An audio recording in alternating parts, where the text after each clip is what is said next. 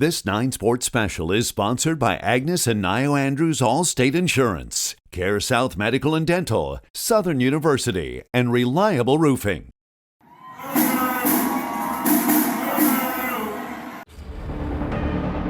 What does it take to be number one? Talent, guidance, and determination, to name a few. Being number one also requires failure.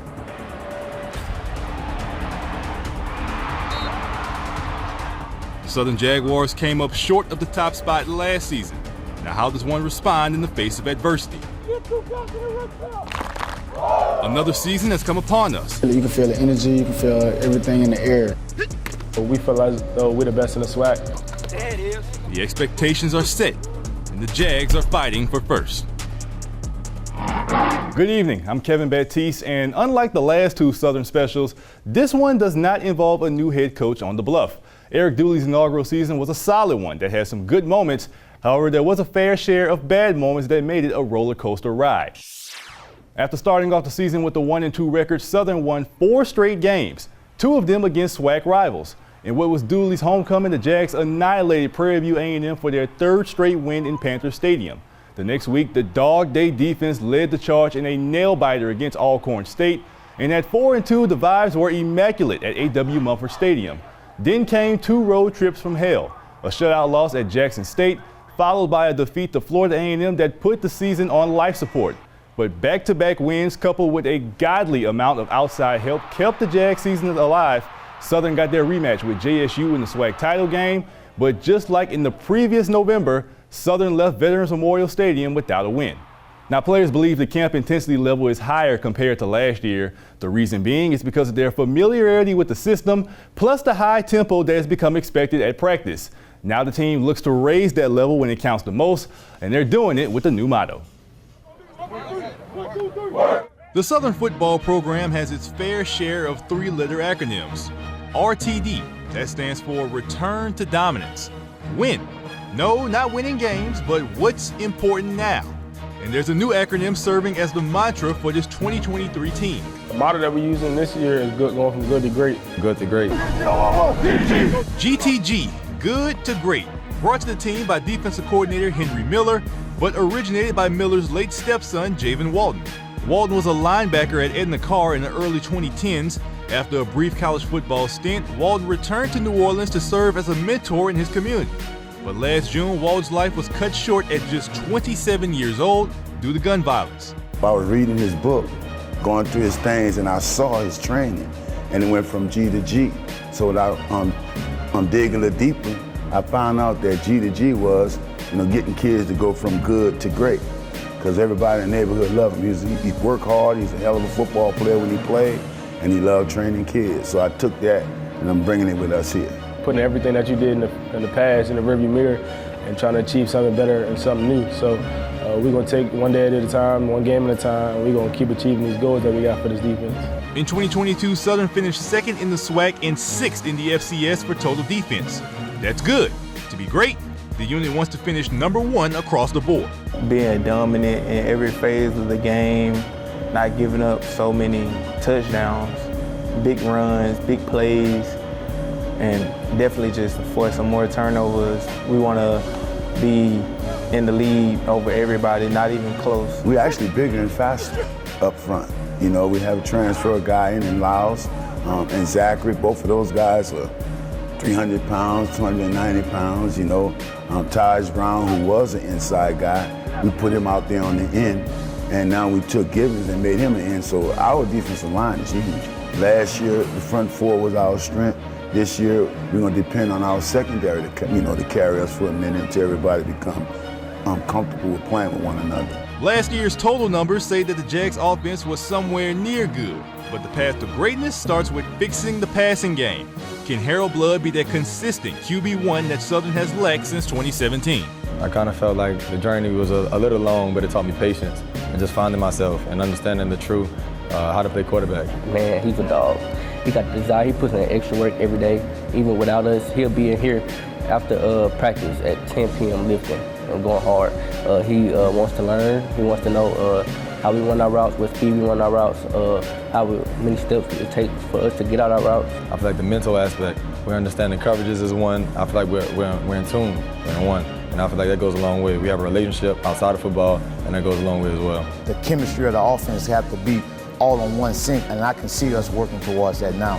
That we had the opportunity to work toward it last year, but I think it was more or less understanding the system. Now they understand the system and understand how all 11 parts work together as one and how it makes it work. I know that blessings come in pain, so I'm ready for my blessings. And it's easier when you know you have a whole football team and a coaching staff that got your back. For Miller and the rest of Jaguar Nation, that blessing could come as a SWAC championship. It's been 10 years since the trophy has come to Baton Rouge. Since then, Southern has lost 4 SWAC title games, 3 of them in the last 5 seasons. That should make you want to play with an attitude. It should make you hungry for to try to get that ring, because that's what it's all about. We're trying to win. That's what we're looking forward to. You know what I'm saying? That's what we're going to try to make happen.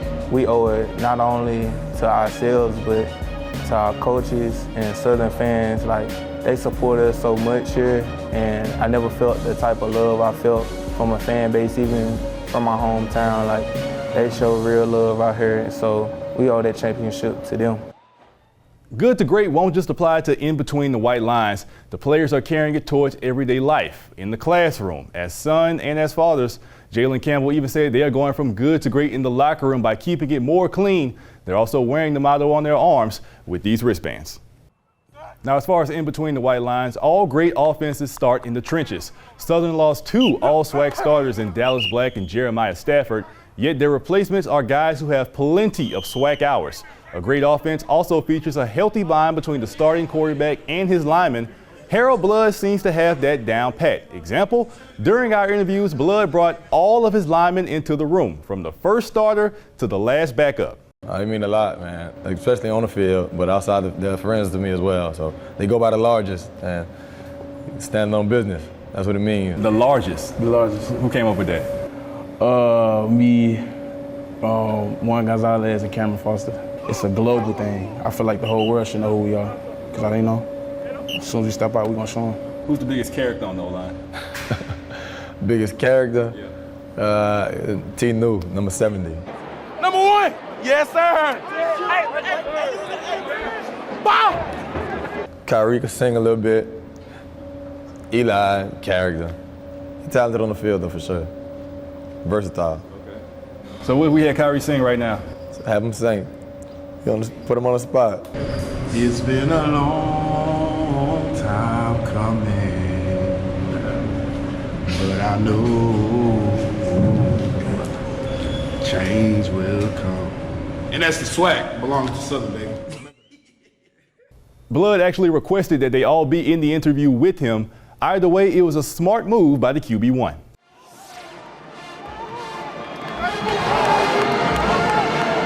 One of the greatest rivalries in college sports is approaching the half-century mark. We take an in-depth look at the Bayou Classic after the break.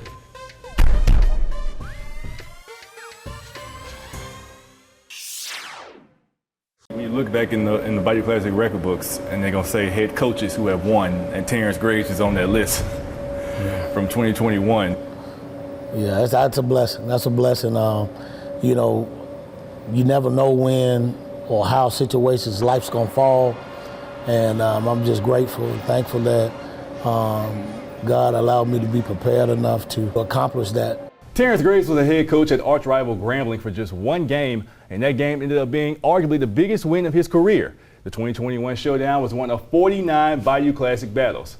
Sports Director Steve Schneider is here now, and Steve, you made your fair share of trips to that dome on Thanksgiving weekend. Every single one of them very memorable. You know, the venue's hosted so many Super Bowls and Final Fours, yet I don't think what we've seen in that building since 1975 has touched more lives than what we've seen with the annual alumni and fans gathering of these two schools Thanksgiving weekend, centered around one of America's great football rivalries.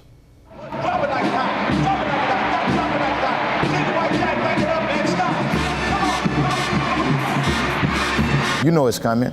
All roads are headed to New Orleans in November. Eric Dooley grew up in New Orleans, where the Classic started at Tulane Stadium and moved to the Superdome with the Green Wave the next year. It's been held there. 46 of the 49 meetings. Storms chased one to Houston, the other to Shreveport. But Southern dropped 10 of those first 13 to Baton Rouge legend Eddie Robinson. I realized that this is the kickoff of press conference for a really big game, the Bayou Classic, Southern University versus Grambling. That to me is a football game. I came here for Coach Eddie Robinson. We're in trouble. I mean, I'm going to cry, give me my towel right there, so I started crying. A 14-7 Southern win in the 79 game gave Robinson his first loss in the Classic, and a 1987 thriller started to swing the pendulum back in the Jaguars' direction. But 1993 began a Classic record, 8 straight victories for a Southern rookie head coach named Pete Richardson. Pete Richardson.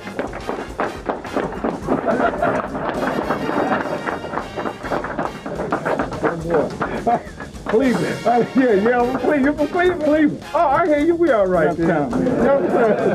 When you talk about a Pete Richardson football team, you talk about discipline. That is the number one thing. He's not talking about talent. He's talking about discipline. And he had a disciplined football team in all phases, and we understood those things. So when critical situations came up, we knew we were going to be on top. And Dooley was on his staff for perhaps Pete's finest hour in '99.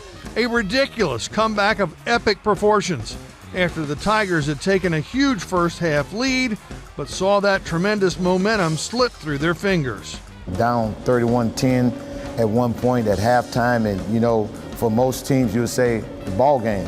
I was Coach Richardson, assistant receiver coach, but we wound up winning that game. I want to say 33-31. That was a game to remember because we were down and could have been down 38-10 at halftime. Something took place right before halftime. Receiver didn't catch the touchdown, so things started to click when we came back out of that locker room. But you can't get down like that in the Bayou Classic. But that was one of those fond memories. And a decade after Richardson's debut, the 2003 Black College National Champs made it 11 wins and 12 tries against the man who established a college football record for coaching victories. Whoever won that game, they knew he was going to win the SWAC championship, and it was a shootout between Bruce Eugene and Quincy Rishaw. If you missed it, it was a hell of a game. I'm glad that we was able to come up on top, and every time we played Grambling, you can take the record and throw it out the window.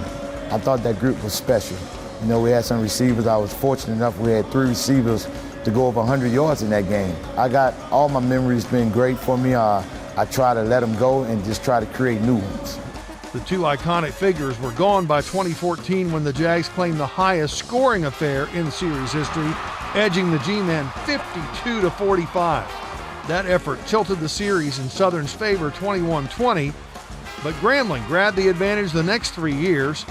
Only a 49-7 blowout in Shreveport would put Southern back on top, but the Jags would have to win again last year under Dooley to retake the advantage, 25-24 heading into the 23 Classic that will mark 50 years. You become the last man standing. That's what rivalry is all about, the last man standing. Well, I think everybody should be there.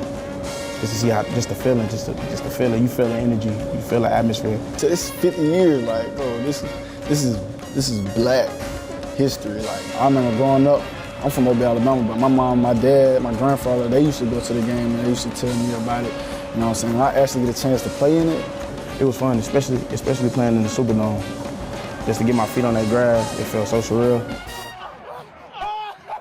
Seeing those snow angels, Kevin, makes me think of the contrast, the variety you see. I remember Vander Holyfield, the heavyweight champ, was there on the sideline. You never know what you're going to see, whether it's the band, the fans. What a show. What a show indeed, Steve. And you know, talking to these guys, I heard the word family a lot. In my family, on my dad's side, it is a war. 365 days a year. I got a lot of Grambling, I got a lot of Southern, and it's always hilarious. Absolutely. Always great to see. Well, we'll talk about one of the heroes from last year's Bayou Classic coming up after the break.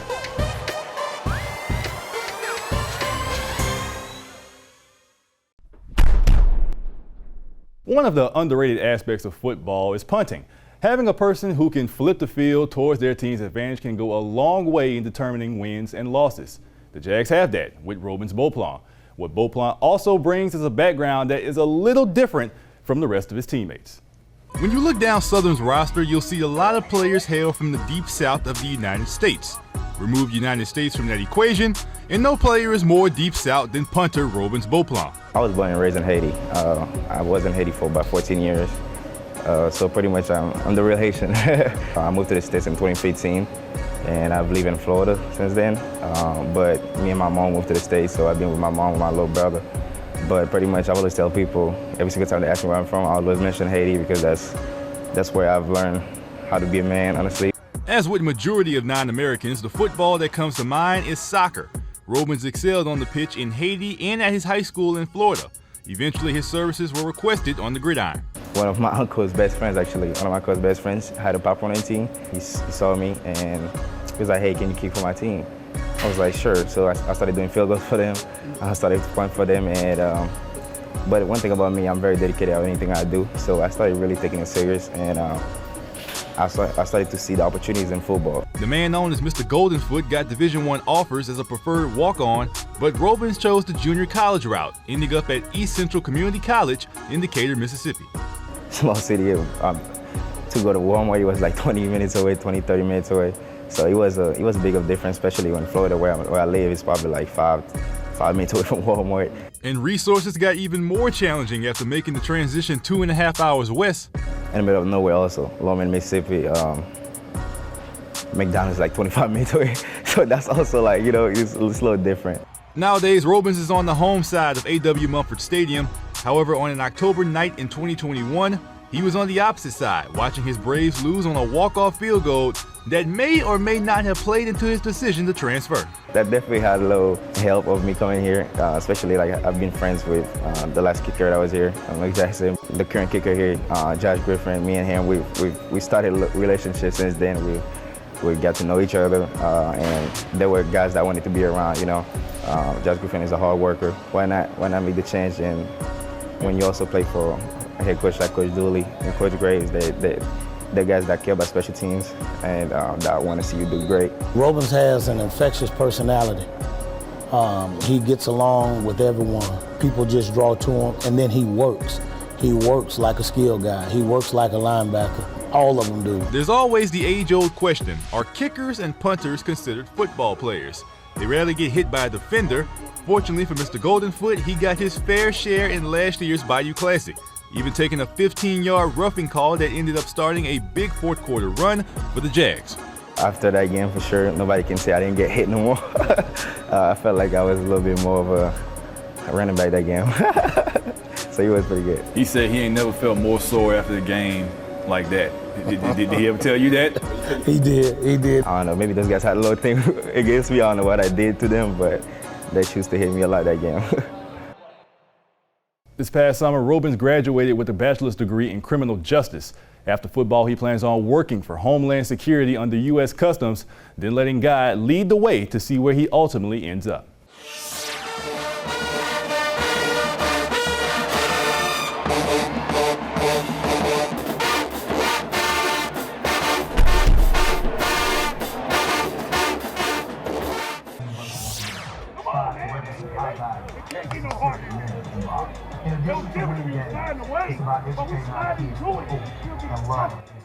So we have told you what Southern is working with heading into the fall, but what about their enemies? Earlier this week, I chatted with 9 Sports alum and current host and play-by-play announcer James Barrett to get a grasp of the SWAC. What's your outlook on the conference this year as a whole? I think for the first time in a very long time, it is a true toss-up. I know the prognosticators have set that Florida A&M and Southern University should meet in the SWAC championship game. For Florida A&M, they have to be able to read the temperature of the season because they have had a all or nothing for the past 2 years. They've lost to Jackson State, and then they had to basically find a way to make their season relevant, and they've done that. Deion Sanders, Coach Prime, whatever you want to call him, he's now at Boulder, Colorado. How do you think TC Taylor continues this momentum they have? It's basically like going into a new weight class for TC Taylor and Jackson State. What I mean by that, they have so many new players, talented guys. The key is the fact that Taylor is an alumnus of the school, which means he can read the temperature in the room, in the community, and in the conference. And he was under Coach Prime during Prime's time on campus. So if he has the ability to bring everybody together to withstand whatever storm that comes about, then we'll see if this team has what it takes in order to make it to the SWAC championship. All right, James, put you on the spot. Who is in the SWAC championship? Southern fans may be a little bit upset with me. In the West, I'm going to go with Alcorn. In the East, I'm going to go with the dark horse in Alabama State. Now, if Southern wants to do it, they've got to be perfect in September. They've got to be perfect in November and survive October. James's SWAC East pick is Southern's opening opponent. The Hornets and Jackson State are SWAC foes, but they will not count in the conference standings. October features a game in Jacksonville against Bethune-Cookman. The last 4 opponents are in the division. Texas Southern on the Bluff for the first time since 2016. The Jags return to Lorman to play Alcorn. And as always, November closes with the 50th annual Bayou Classic against Grambling State. Stay tuned. We'll wrap up the show after the break.